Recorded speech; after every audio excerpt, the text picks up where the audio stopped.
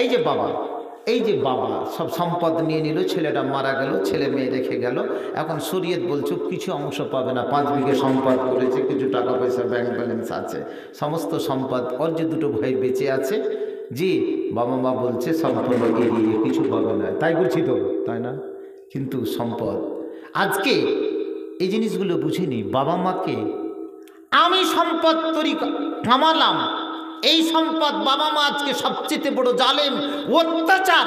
তোমার কাছে যদি 10 বিঘা সম্পদ থাকে, তোমার যদি কোনো পেনশন থাকে, তোমার যদি কোনো বাবা মা হিসাবে চাকরি থাকে, তোমার যদি কোনো বিজনেস থাকে, তোমার যদি আজকে কোনো জমি জমা থাকে, তুমি ছেলের সম্পদ ছেলের টাকা কেন নেবে?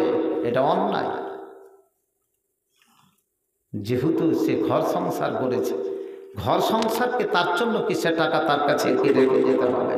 প্রিয় ভাইরা আমার, শরীয়ত এটা বলেছে মা বাবার যদি অতিরিক্ত জিনিস থাকে, যে প্রতিদিন খাওয়া দাওয়ার কোনো অসুবিধা না হয়, ছেলে আপনাকে খাওয়াতে বাধ্য নয়।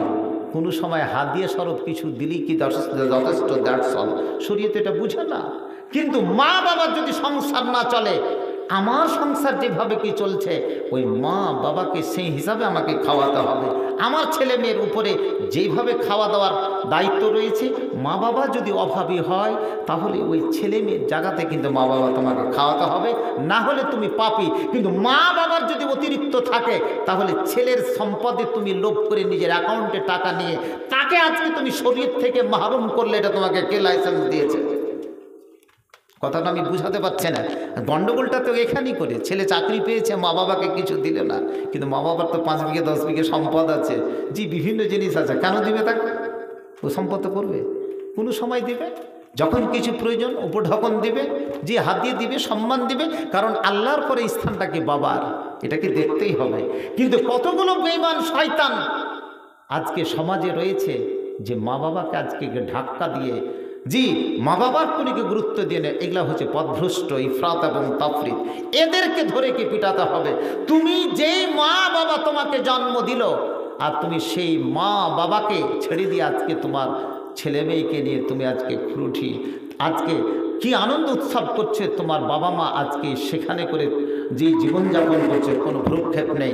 এটা একটা বিরাট একটা পরিবারের কি কলঙ্ক। আহা ওরে আমার যুবক যুবতী, জেনে রাখুন, আল্লাহ রসুল যে ফ্যামিলি প্ল্যানিং বলে গেছেন, পরিবার পরিকল্পনা যে বলে গেছেন, ফ্যামিলি আজকে বুঝেনি, স্বামী স্ত্রীর জীবন বুঝেনি, ছেলে মেয়ের জীবন বুঝেনি। এটা একটা বিজ্ঞান সমস্ত পরিকাঠামো, তোমাকে বুঝে নিতে হবে বাবার সম্পদ কতটুকু, বাবার কি হক আছে, মেয়ের কি হক আছে, স্ত্রীর কি হক আছে, ছেলে মেয়ের হক বাবার প্রতি কি আছে, বাবার হক ছেলে মেয়ের প্রতি কি আছে। এই সমস্ত জিনিসগুলো যদি বুঝে নিতাম, তাহলে আজকে পরিবারে কোনো গন্ডগোল হতো না, পরিবার সুষ্ঠুভাবে চলতো, এইভাবে চলতো।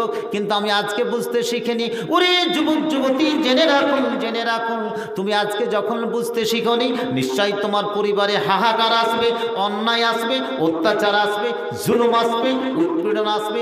যেহেতু তুমি কোরআনের শিক্ষা নাওনি, কোরআনকে কোনোদিন তুমি বুঝে দেখনি, তার অর্থ পড়ে দেখনি, তুমি যদি আজকে কোরআনের ছাত্র হতে, তুমি যদি কোরআনের একজন শিক্ষক হতে, তাহলে সমাজ পরিষ্কার রূপে চলতো, পরিবার পরিষ্কার রূপে চলতো। কিন্তু আমরা সেটাকে বুঝার চেষ্টা করিনি, যার জন্য সমাজ আজকে বিগড়ে গেছে, আজকে সমাজ আজকে নাগালের বাইরে হয়ে গেছে। ওরে যুবক যুবতী, একবার তুমি বুঝে নাও, বুঝার তুমি একবার চেষ্টা করে নাও, এবং এটাই হবে তোমার পরিচয়। বুঝাতে পারলাম? বুঝতে পারলেন না? পারলেন না? ভুল বললাম না ঠিক বললাম? কি বললাম? ভুল তো কিছুই বলেনি। আর একটা 2টো মশলা আমি বলবো বলে ছেড়ে দেব, মাত্র 2টো মশলা, আপনারা উঠে যাবেন না। কারণ মসজিদের একটা দান আপনারা দান দিয়েছেন, যার শেষ ভালো তার সব খারাপ, নাকি? সব ভালো। এটা হাদিসে এসেছে তো বুখারীতে। আমি শুধু উপরের অংশটা বললাম, কোনো এবারত নকল করলাম না। যার শেষ ভালো তার কি বলছেন? সব ভালো। তাহলে এতক্ষণ আপনারা ওয়াজ শুনলেন, এবারে এখান থেকে উঠে চলে গেলে কি করবেন? একটা দোয়া পড়তে হবে তো, মজলিস বরখাস্তের দোয়া পড়তে হবে তো ওই দোয়াটা পড়ে যাবেন না, আপনারা আগে চলে যাবেন।